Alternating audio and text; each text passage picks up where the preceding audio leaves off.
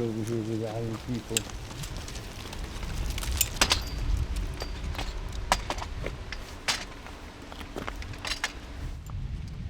My name's Cody Brothers. From Santa Fe, New Mexico. I own a photo lab there with my wife, Visions Photo Lab. I've been a professional photographer now for about 15 years. I shoot mainly all black and white and infrared film photography, and several different formats of cameras, ranging from medium format to large format 4x5, and even up to 8x10. The way I initially started shooting a camera was I went on a trip with my grandfather when I was 10 years old, and he had a Canon AE1, a brand new Canon AE1 that he bought, and he couldn't figure out how to work it. And I, over the course of the 2 weeks that we were on a trip, I read the manual and started working the camera. And he was so frustrated with it by the end of the trip that he basically just handed me the camera. So I was, as a young man, I drew and painted a lot. And as soon as I got a camera, I found out that, wow, I could take pictures and draw from my photographs. So that's kind of how I got started with the camera.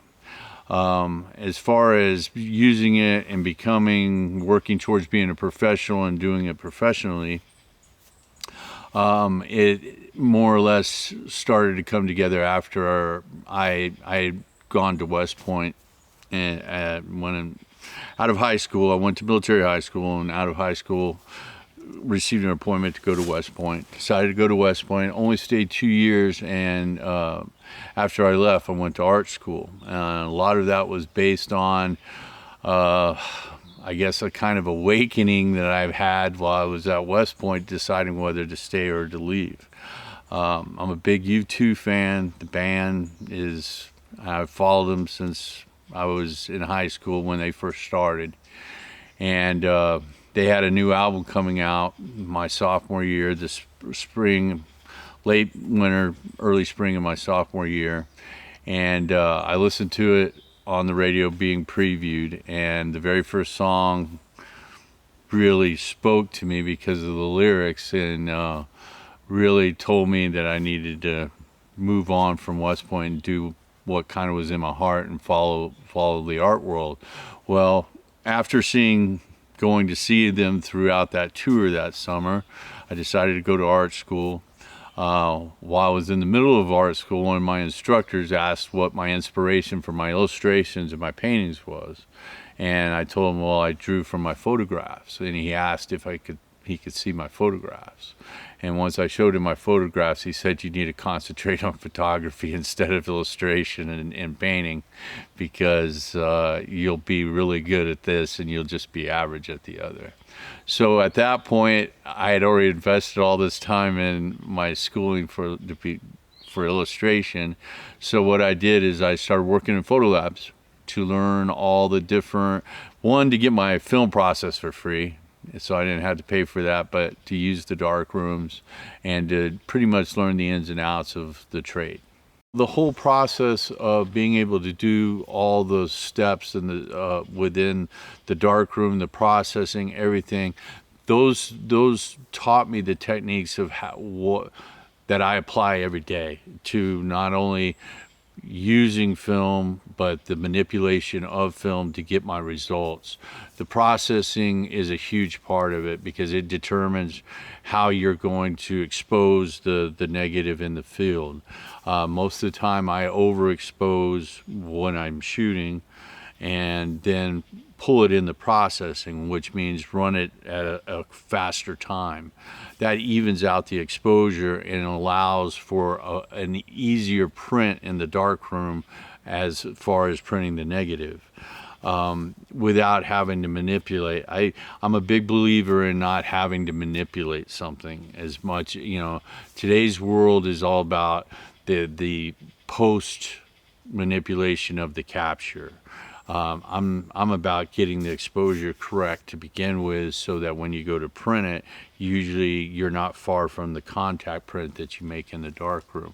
So a huge part of my technique and a huge part of my whole process is dependent on those things that I learned through years and years of working in labs, whether it being processing film, printing prints for other people in the darkroom, and digitally, and seeing how to get the best out of any image, whether it be an amateur, a beginner, or a professional. And once you work a lot with other people's images, you really have a way of knowing what you're going for, to make yourself different, to see things different, and then also your final process of what you want your images to look like differently from others. The reason I shoot black and white is because I just feel that we all see the world in color. So I want to always offer an alternative view. So it was natural for me with black and white.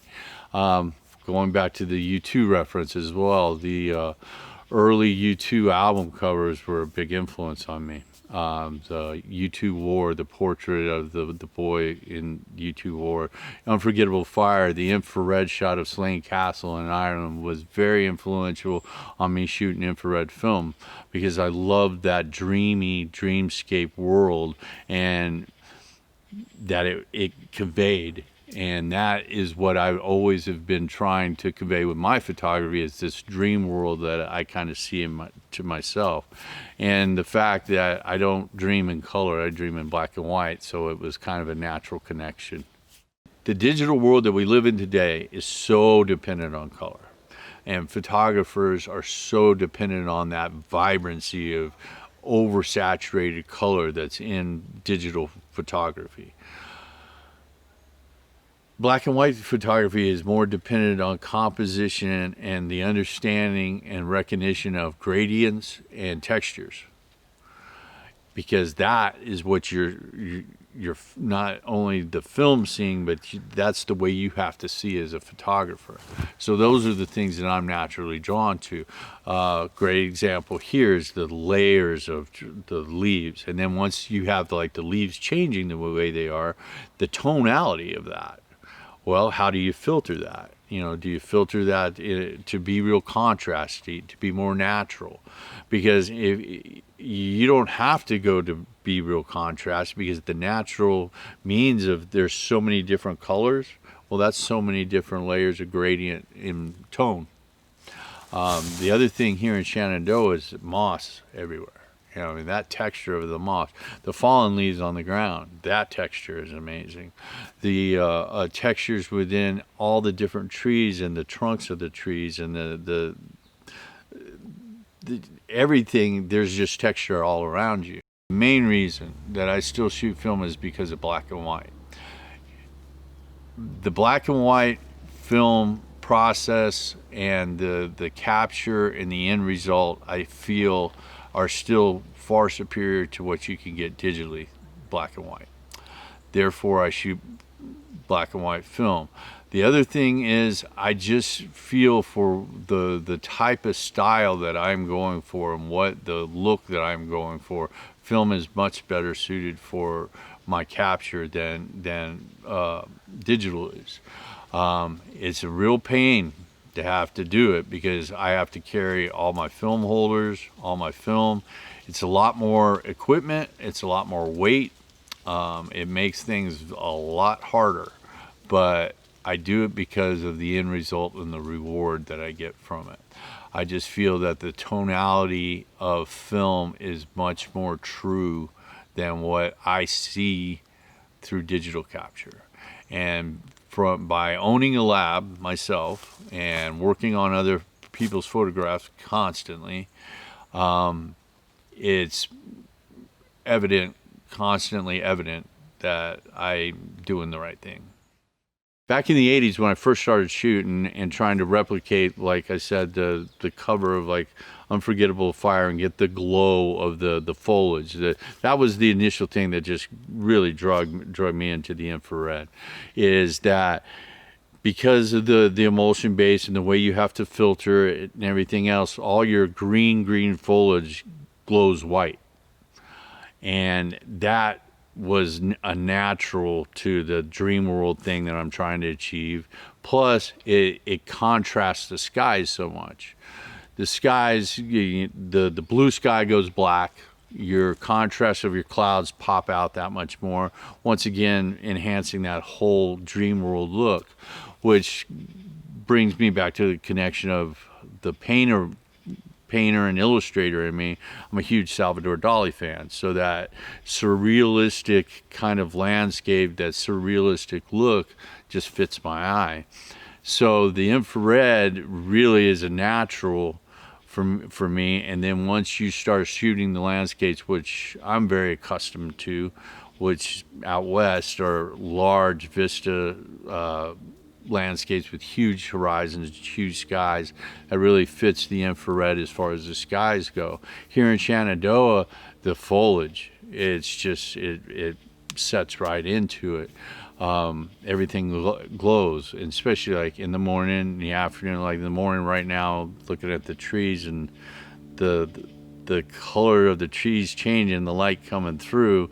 Well, if I'm shooting that's all going to glow and create almost a different realm or a different world, which is what I'm trying to do. I'm not here to document. I'm here to like create an image that makes you say, wow, I want to go there. And though you may not see it that way, you'll have that in your head that it will make you kind of see that way when you do go there because of the reference. The type of cameras that I use are medium format 6x17 Linhof Technorama, and that gives you an egg about that big. And it's, like I said, great for overlooks here in Shenandoah, wonderful for rock formations and stuff out west, and large vistas or landscapes such as Death Valleys. It was perfect for there. The 4x5, I use a 4x5 billows camera, field camera, like most people associate Ansel Adams to those type of cameras. That uses a 4x5 film holder film. I get 2 shots per film holder. The other camera I've used here a lot, in that I'm normally haven't used as much, is a 6x9 medium format camera that I've been basically shooting by hand while walking down the trails a lot. And then I shoot a lot of pinhole as well, both a 4.5 pinhole and an 8x10 pinhole. And the use of the pinhole that I really am drawn to is I'll set the pinhole camera up and shoot it while I'm setting up the other cameras. So it can be exposing the whole time while my other cameras are shooting, while I'm setting up my other cameras. Pinhole camera is the original means of capture, analog capture. It's just a tiny little hole, and that is your light source for the camera. There's no lens. It's basically a box with a tiny little hole in the front that lets the light in to expose the film. The camera that I use is a replica of a camera that was designed in the 1800s. And to be real honest, I enjoyed shooting the pinhole probably more than I do anything. I enjoyed shooting the pinhole more than anything because of the challenge of it, and the knowledge you have to have to know how to expose the film correctly, and especially like in a situation with such filtered and light in the forest like we are, to know how long to expose it, then how to process it. And it's much harder to compose because you're not looking through a viewfinder or an actual focusing mechanism. You're having to create it in your mind's eye and understand it takes a lot of practice to be able to get good images. At the falls, for example, any of the falls or the cascades to the falls, most of the time you're shooting in a situation where there is a lot of shadow and there's highlight in the distance, or there's highlight just hitting rocks or different parts of the water. So you have to, there's a broad range of your exposure there. So you have to know, okay, to get everything in this, I have to way overexpose everything and then pull it back into processing. Well, then you're pretty much going sometimes 30-minute exposures, even shooting regular black and white. Like there were several shots I exposed on the falls in the Rose River the other day, where I was exposing for 30 minutes. This residency in Shenandoah has really allowed me to shoot something different as far as the context. Being located out west and concentrated out west, the landscape is so different. I like to kind of, when people ask me, because I've lived on the East Coast, I went to college out on the East Coast, and I've lived in Georgia and for a good part of my life. And the biggest difference to me between the East Coast and the West Coast is the horizon. And the East Coast, you're always, whether you're driving down the highway or wherever, you're always kind of closed in by trees. You never really see the whole horizon. Where in the West Coast, you're driving down the road and you can see for miles and miles and miles and miles. And that huge horizon makes you feel very small and very insignificant. And I've always felt there's kind of a psychological thing of the East Coast and the West Coast, where the East Coast, because you're so closed in, makes you think more about yourself and more about the, where you're at here, where in the West, that wide horizon makes you feel more insignificant and smaller, and the world's a larger place in a way. So Shenandoah is a complete different landscape than what I'm used to. Being closed in by the foliage and the trees and everything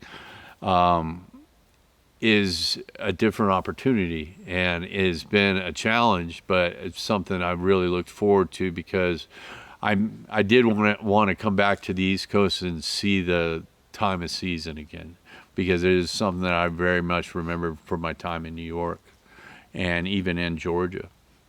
The thing that surprised me the most about being here, that I found the most interesting, that I didn't think I would it from the beginning. I'm not a person that would naturally be drawn to going to waterfalls and shooting waterfalls, and it's just not a natural thing. I'm much more of a vista, large, landscape type thing. But the waterfalls, one of the things that I found so unique about them here, the trails to the falls are amazing.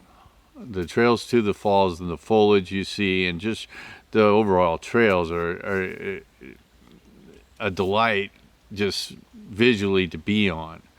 And then once you get to the falls, the landscape and the things that are around the falls are amazing. The caves that I found, just the rock formations that are there around the falls. And the falls are just, they're spectacular, and especially this time of the year with the leaves all falling on the rocks all around them, and the reflections in the pools and all those things. And like I was talking about, the roots of the trees wrapping around the rocks, all those things naturally draw my eye to them. So that was the big surprise that from being here, that I found myself drawn to where I've done more falls trails than I've done anything. Which, if you asked me before I came if that was going to be the case, I would have said probably not. I've been more on the overlooks. From a vista point, it's breathtakingly gorgeous, but the more intimate little things of the trails and the settings that you'll find yourself in on a trail by yourself at a place that's just breathtaking, that you just are not seeing on a normal basis, or like from being out west that you just never see, really is going to stay with you the rest of your life.